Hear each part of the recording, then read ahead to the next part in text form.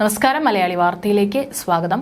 അസർബൈജാനോട് ചേർന്ന അതിർത്തിയിലുണ്ടായ ഹെലികോപ്റ്റർ അപകടത്തിൽ Iran president Ibrahim റൈസിയുടെ മരണം ദൈവത്തിന്റെ ശിക്ഷയെന്ന വിമർശനവുമായി ഇസ്രായേലിലെ ജൂത മതപണ്ഡിതർ രംഗത്ത് വരികയാണ്. അധിക്ഷേപവും അസഭ്യവും നിറഞ്ഞ സ്വരത്തിലാണ് സമൂഹ മാധ്യമങ്ങളിലൂടെ റബ്ബിമാർ കടുത്ത വിമർശനം ഉന്നയിക്കുന്നത്. ജൂതർക്കും ഇസ്രായേലിനുമെതിരെ സ്വീകരിച്ച കടുത്ത നിലപാടുകളുടെ പേരിലാണ് ജൂതമതത്തിലെ റബ്ബിമാരുടെ അടക്കം സമൂഹ മാധ്യമങ്ങളിലെ പ്രതികരണം. അധിക്ഷേപ സ്വരത്തിലാണ് റബ്ബിമാർ സമൂഹ മാധ്യമങ്ങളിൽ പോസ്റ്റുകൾ പങ്കുവയ്ക്കുന്നത്. ഇറാൻ പരമോന്നത നേതാവ് അയത്തുള്ള ഖമീനിയുടെ പിൻഗാമിയായി പരാമർശിക്കപ്പെടുന്ന ഇബ്രാഹിം റൈസിയുടെ മരണം ഇറാന് വലിയ തിരിച്ചടിയാണ്.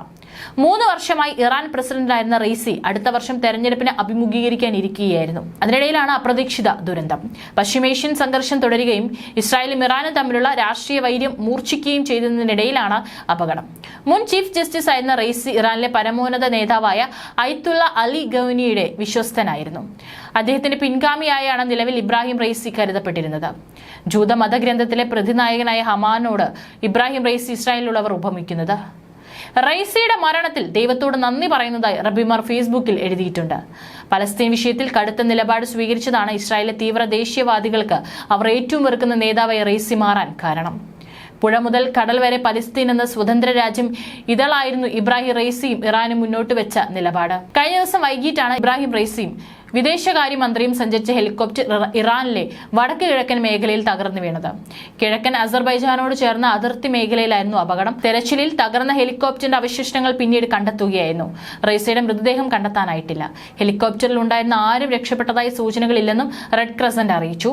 ഇറാൻ അസർബൈജാൻ അതിർത്തി പ്രദേശത്ത് ക്വിസ് ഖലാനി അണക്കെട്ട് ഉദ്ഘാടനം ചെയ്ത് മടങ്ങുമ്പോഴാണ് റൈസിയും അമീറുൽ അബ്ദുള്ളയും ഹെലികോപ്റ്റർ അപകടത്തിൽപ്പെട്ടത്. 3 ഹെലികോപ്റ്ററുകൾ പ്രസിഡന്റിനൊപ്പം സംഘത്തിലുണ്ടായിരുന്നു. മറ്റ് 2 ഹെലികോപ്റ്ററുകളും സുരക്ഷിതമായി തിരിച്ചെത്തി. പശ്ചിമേഷ്യയിൽ സംഘർഷം പുകയുന്നതിനിടയിലാണ് ആ ദുരന്തമുണ്ടായത്. കഴിഞ്ഞ ദിവസം വൈകുന്നേരം പ്രാദേശിക സമയം 6 മണിയോടെയാണ് ഇറാൻ പ്രസിഡന്റ് ഇബ്രാഹിം റൈസിയും വിദേശകാര്യമന്ത്രി ഹുസൈൻ അമീർ അബ്ദുല്ലാഹിനിയും അടക്കം 9 പേർ സഞ്ചരിച്ച ഹെലികോപ്റ്റർ അപകടത്തിൽപ്പെട്ടത്. പിന്നാലെ ഇന്നലെ രാവിലെ ഹെലികോപ്റ്റർ ഉണ്ടായിരുന്നവരെല്ലാം മരിച്ചതായി ഇറാൻ ഔദ്യോഗികമായി സ്ഥിരീകരിച്ചു. അസർബൈജാനിലെ 3 ദിവസത്തെ സന്ദർശനത്തിന് ശേഷം മടങ്ങുമ്പോഴായിരുന്നു അപകടം. പ്രതികൂല കാലാവസ്ഥയെ തുടർന്ന് തിരച്ചിൽ ദുർഘടമായതിനെ തുടർന്ന് തുർക്കിയുടെയും റഷ്യയുടെയും സഹായത്തോടെ രക്ഷാപ്രവർത്തനം ഊർജിതമാക്കിയ ഇറാൻ 12 മണിക്കൂറിന് ശേഷം കഴിഞ്ഞ ദിവസം രാവിലെയാണ് ഹെലികോപ്റ്റർ ഭാഗങ്ങൾ കണ്ടെത്തിയത്. തുടർന്നാണ് അപകടത്തിൽ ആരും രക്ഷപ്പെട്ടിട്ടില്ലെന്ന് ഔദ്യോഗിക സ്ഥിരീകരണം വന്നത്. ലോകം 2 യുദ്ധങ്ങളുടെയും, അതായത് റഷ്യ യുക്രൈൻ അതുപോലെ ഇസ്രായേൽ ഗാസ യുദ്ധങ്ങളുടെയും പുതിയ സഖ്യങ്ങളുടെയും നടുവിൽ നിൽക്കുമ്പോഴാണ് റൈസിയുടെ വിടവാങ്ങൽ.